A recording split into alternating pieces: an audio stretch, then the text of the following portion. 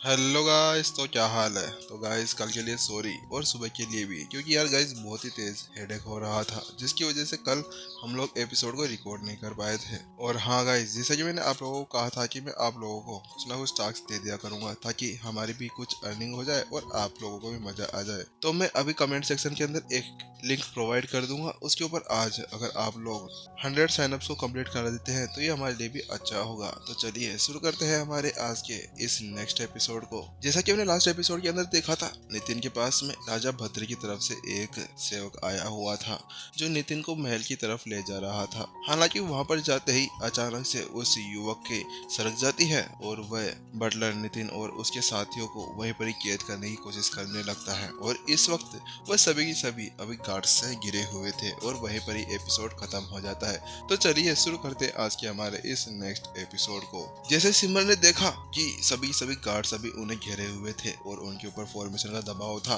उसके साथ में जल्दी से सिमर आगे आती है और वो नितिन को सेफ रखने की कोशिश करने लगती है, क्योंकि वह एक उसकी स्टूडेंट थी और स्टूडेंट का हमेशा कर्तव्य रहता है कि वो अपने टीचर की रक्षा करे। जहाँ पर अगर उसकी जान भी चली जाती तो वो भी उसके लिए इतना ज्यादा बुरा नहीं था। हालांकि उन तीनों की इस तरह के कौशल को देखने के बाद में हाफ संत लेवल के वह सभी लड़ाकू उनके लिए कोई भी मैच नहीं थे। हालांकि जहाँ पर वो फॉर्मेशंस लगी हुई थी जिनको लैंडस्केपर्स द्वारा बनाया गया था, उनके साथ में जो उनकी शक्ति थी वह भी दो तीन गुना बहुत ज्यादा बढ़ चुकी थी। इसी के साथ में संत लेवल स्टेज 3 का कोई भी लड़ाकू भी उनके साथ में नहीं लड़ सकता था। वहीं सिमरन को इस तरह से आगे बढ़ते हुए देख नितिन मुस्कुराता है और उससे कहता है, अरे सिमर, तुम्हें घबराने की कोई भी जरूरत नहीं है, मैं हूं ना यहाँ पर। इतना कहने के बाद में नितिन ने सिमर को अपने पीछे कर लिया। उसके बाद में नितिन जल्दी से उस बटलर की तरफ पलटता है जो बटलर अभी अभी नितिन और उसके साथियों को यहाँ पर लेकर आया था। तुम्हें क्या प्रॉब्लम है, आखिरकार तुम हमसे क्या चाहते हो। नितिन बड़े गुस्से के अंदर था और उसने अपने सामने खड़े हुए उस बटलर से कहा। नितिन की बात सुनने के बाद में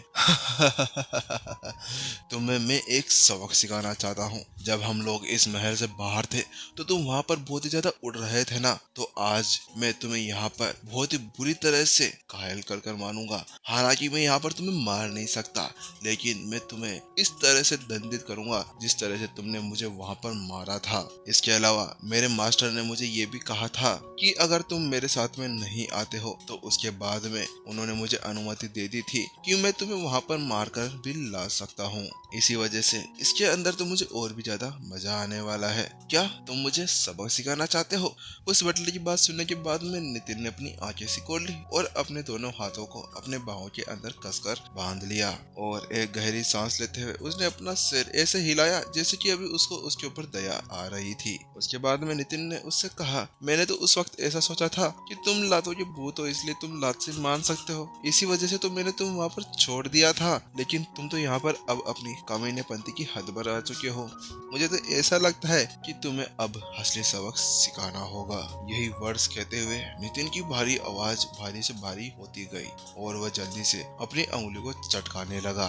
जैसे ही उसने ऐसे किया, अचानक से वहाँ पर वह सारी ध्वनियाँ गूंजने लगी। वहीं दूसरी तरफ नितिन को ऐसा करते हुए देखकर वह बटलर परेशान था और वह बोल रहा था, अरे तुम ये क्या अपनी अंगुलियां चटकाने में लगे हुए हो, तो मुझे यहाँ पर सबक सिखाने वाले थे ना।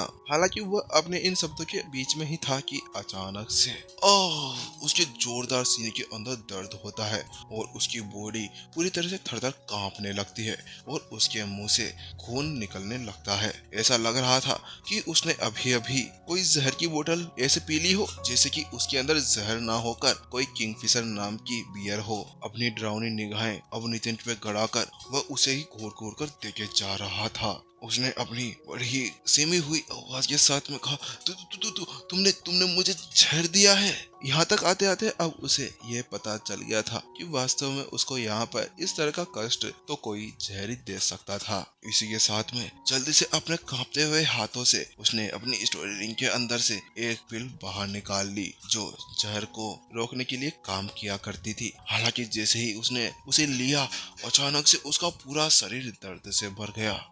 ये क्या हो रहा है मेरे शरीर में, मेरा पूरा शरीर टूट रहा है। उसका पूरा शरीर अभी इस तरह से हो गया था कि किसी भी पल घास की तरह टूट जाए और उसका पूरा शरीर पसीने से भीग चुका था। वहीं दूसरी तरफ उसकी ऐसी बातें सुनने के बाद में नितिन थोड़ी सी मुस्कुराने लगा और उसने कहा, क्या कहा तुमने? जहर? अरे मैं तुम्हें क्या जहर मास्टर लगता हूँ जो मैं तुम्हें यहाँ पर जहर दूंगा? अरे अरे भाई, मुझे ऐसा लगता है कि तुमने अभी अभी कुछ ऐसी फालतू की चीज खा ली होगी जिसकी वजह से तुम्हारा पेट खराब हो गया होगा और उसी की वजह से तुम्हारा शरीर इसी तरह से टूटने की कगार पर पहुंच चुका है। हालांकि तुम चिंता मत करो, तुम्हारा ये भाई यहाँ पर हाजिर है। मैं एक डॉक्टर भी हूँ, मैं तुम्हारा यहाँ पर इलाज कर सकता हूँ, बस तुम मुझे उसकी अनुमति दे दो। यही कहते हुए नितिन ने इत्मीनान से अपना हाथ हिला दिया। वह ऐसे प्रिटेंड कर रहा था जैसे कि उसने यहाँ पर कुछ किया ही नहीं हो और इस दुनिया के अंदर सबसे ज्यादा भोला व्यक्ति वही था। यह तो स्वाभाविक था कि एक मास्टर टीचर होने के बाद में वह संभव था, ये तो कभी भी स्वीकार नहीं कर सकता था कि वह एक जहर मास्टर था, क्योंकि अगर उसने ऐसा कुछ बोल दिया तो उसके साथ में ही उसके जहर मास्टर के बाहर निकलते ही उसको मास्टर टीचर अकेडमी और मास्टर टीचर पवेलियन द्वारा बहुत ही बुरी तरह से दंडित किया जाएगा।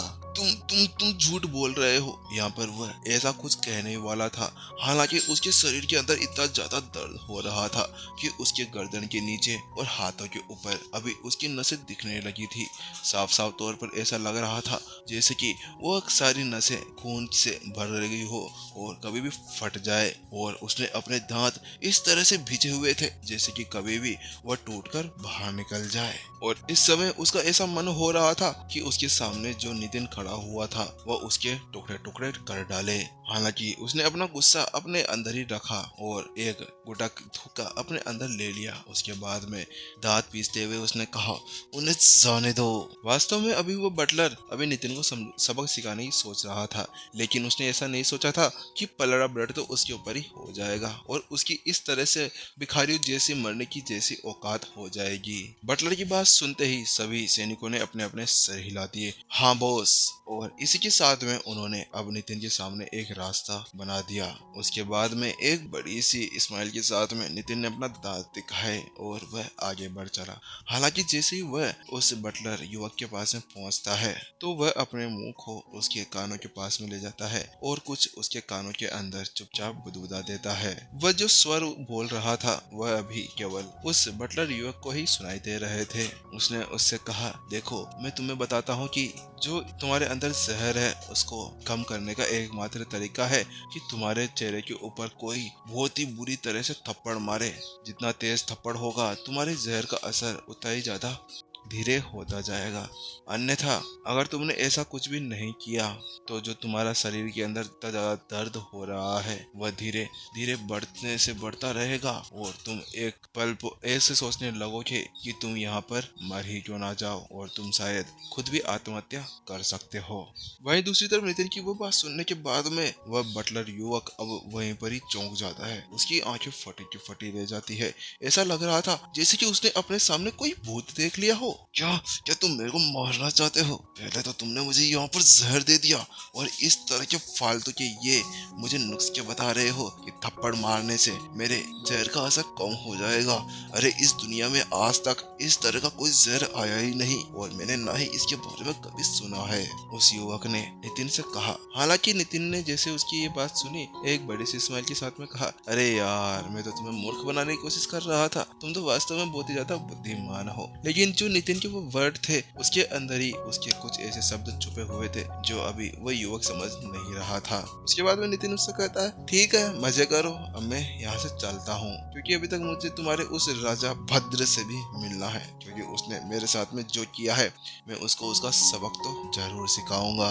उसके बाद में नितिन अपने सामने के रास्ते आगे बढ़ने लगता है और सिमर और हासना भी अब उसके पीछे पीछे जाने लगती है। हे तुम! लेकिन वहीं दूसरी तरफ बटलर ने जब देखा कि नितिन वहां से जा रहा था और अपनी बात को पूरी तरह से सही ठहराने के बारे में भी नहीं सोच रहा था, हालांकि इससे अलग बेशर्मी से वह अपना चेहरा इस तरह से खिला हुआ था और वह बस आगे बढ़े जा रहा था। इस तरह की अप्रत्याशित प्रतिक्रिया को देखने के बाद में तो अब उस बटलर को भी कुछ समझ में नहीं आ रहा था और अभी वो यही सोच रहा था कि उसे क्या करना चाहिए और क्या नहीं, लेकिन अचानक से उसके शरीर के अंदर जो दर्द था वो फिर से बढ़ना शुरू हो जाता है। अभी उसको इतना ज्यादा दर्द हो रहा था कि धीरे धीरे यमराज अभी उसकी बॉडी के अंदर से उसकी आत्मा को बाहर खींच रहे हों, और अब वो बिल्कुल भी सहन नहीं कर रहा था। इसी वजह से वो जल्दी से हताश होकर अपने पास के गार्ड की तरफ पलटता है और वह उससे कहता है, तुम यहाँ पर आओ। उसके बाद में गार्ड उसके पास में चला आता है और बटलर युवक अब उससे कहता है, ठीक है, तुम जल्दी से मुझे यहाँ पर जोरदार थप्पड़ मारो। वहीं दूसरी तरफ इस तरह से बटलर के कहे को सुनने के बाद में वह सैनिक पूरी तरह से थरथर कांपने लगता है। नहीं नहीं बटलर किन, मैं आपके ऊपर कैसे हाथ उठा सकता हूँ? मेरी इतनी औकात नहीं है कि मैं आपके ऊपर कोई हाथ उठाऊं। और उसी के साथ में अब वह गार्ड अपने सर को नीचे करे वहीं पर ही खड़ा था। जल्दी करो, मैंने जो कहा है वो करो, वरना मैं यहाँ पर तुम्हें मार डालूंगा। एक भयानक चेहरे के साथ में बटलर युवक ने जल्दी से अपने सामने खड़े हुए सैनिक से कहा। इसके अलावा अभी बटलर युवक के पास में कोई चारा ही नहीं था। अभी उसके लिए मौत से लड़ने का कोई समय नहीं था और वो अभी मरना भी नहीं चाहता था। वो तो अभी तक शादी भी नहीं करा था और अभी उसे बच्चे भी करने थे। इसी वजह से अब उसके पास में कोई दूसरा चारा नहीं था कि वह नितिन की बातों के ऊपर अमल करे। हालांकि वहीं सैनिकों को तो ये कुछ पता नहीं था कि नितिन ने उन्हें ये जहर का तोड़ बताया था, क्योंकि नितिन ने जो बातें कही थी वो तो केवल उन दोनों के बीच में हुई थी और उन दोनों के अलावा किसी और ने उन बातों को नहीं सुना था। इसी वजह से वह सभी सैनिक अभी पूरी तरह से अचंभित वहीं पर ही खड़े थे। वहीं दूसरी तरफ अब उन गार्ड्स को अपनी जगह पर खड़े हुए देख और उसकी तरफ नजरें टिकाए देखकर बटलर युवक का पूरी तरह से गुस्सा बढ़ जाता है और वह कहता है, तुमको मैंने क्या कहा? तुम यहाँ पर मेरा मुंह क्यों देख रहे हो? जल्दी करो, मैं यहाँ पर मर रहा हूँ। अभी बहुत ही ज्यादा उसको मुश्किल हो रही थी कुछ भी शब्द बोलने के अंदर, क्योंकि जो उसका जहर था उसका वह दर्द उसके ऊपर बढ़ते ही जा रहा था। अगर अब तुम लोग यहाँ पर अभी काम स्टार्ट नहीं करते तो मैं तुम्हें वादा देता हूँ कि मैं तुम्हें यहाँ पर तड़पा तड़पा कर मार डालूंगा। वहीं दूसरी तरफ इस तरह की धोखनी को सुनने के बाद में सभी गार्ड्स थर-थर कांपने लगते हैं। ऐसा लग रहा था जैसे कि उन्होंने अपने सामने कोई डायनासोर देख लिया हो और इसके साथ में अब उन्हें कोई चारा लग नहीं रहा था, क्योंकि अब वो ऐसा नहीं करते हैं तो उसके बाद में बटलर किन उन्हें मार डालेगा। इसी के साथ में एक गार्ड आगे आता है और वह बटलर किन से कहता है, बटलर किन मुझे माफ करिएगा, और एक जोरदार चाटा अब उसकी तरफ बढ़ने लगता है। वो सैनिक अभी उसके अंदर पूरी एनर्जी इकट्ठा करे हुए था। उसका वह अभी पूरी तरह से उसके ओरा से ढका हुआ था। पैंग!